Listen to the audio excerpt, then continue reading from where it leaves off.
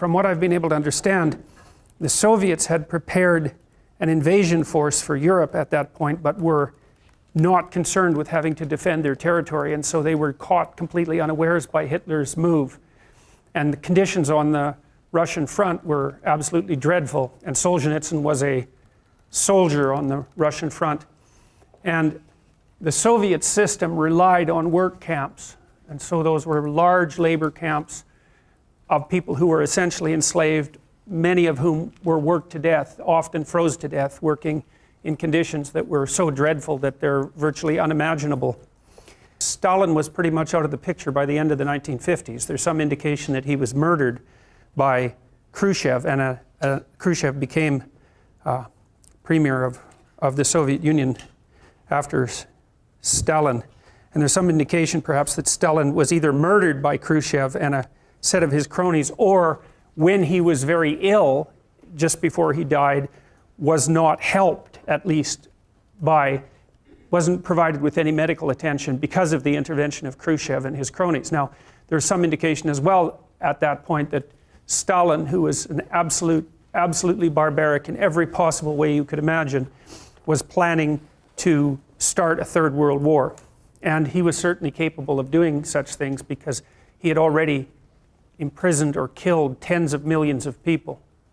One of the things that's really surprising to me, and that I think is absolutely reprehensible, is the fact that this is not widespread knowledge among students in the West, any of this, and it's because your education, your historical education, if you started to describe it as appalling, you would barely scratch the surface. These were the most important events of the 20th century, and they're barely covered at all in standard historical curriculum. You know something, I would presume, about World War II and about the terrible situation in Nazi Germany and the death of 6 million gypsies and Jews and homosexuals in the concentration camps in Nazi Germany.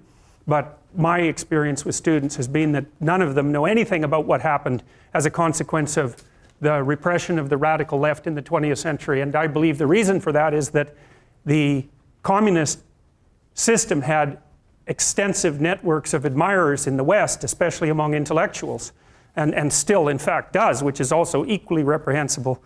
And I believe that one of the consequences of that is that this element of history has been under-examined, and certainly very little attention has been brought to it in the public school curricula, and there's absolutely no excuse for that. It was the worst thing that happened in the 20th century.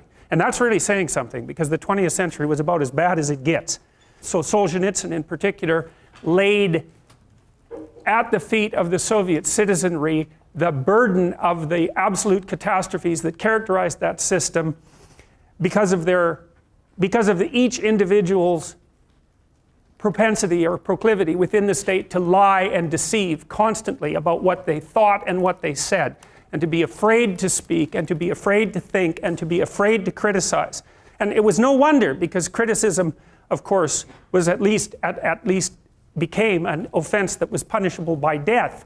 But these things start much more slowly than that, and they start with people abandoning their own identities and adopting a pathological group identity, well, for any number of reasons, but one of them certainly is their desire to shrink from individual responsibility and their desire for ready-made ideological solutions. One of the things that's quite interesting about the Gulag camps, and this is something that's very relevant to understanding of modern Russia, is that so ordinary criminals were put into the camps, and so were political prisoners. But the ordinary criminals, and so those would be rapists and murderers, let's say, as well as thieves who were engaged in theft as an occupation, those were regarded by the Soviets as socially friendly elements. And the reason for that was that they assumed that the reason that these people had turned to crime was because of the oppressive nature of the previous czarist/capitalist system, and that the only reason that these criminals existed was because they had been oppressed. They were oppressed victims of that system. And so one of the convenient consequences of that absolutely insane doctrine was that the Soviets put the ordinary criminals in charge of the camps.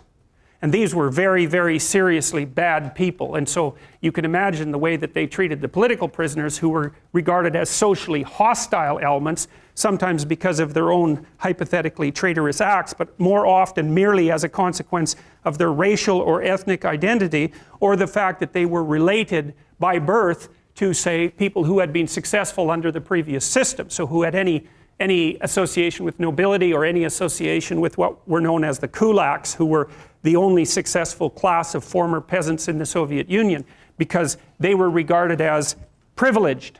You may have heard that word more recently.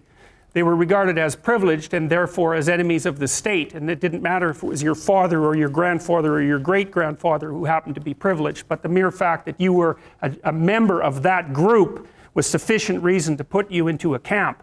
And we're talking hundreds of thousands or perhaps millions of people who underwent that fate. And so the idea in the Soviet Union was, just because you were the member of a class, even as a consequence of your familial association, you were immediately sufficiently guilty to be put into a camp and punished. And the terms for the camps were often 10 years, 15 years long. And if you were very fortunate, you got to have 2 or 3 of those.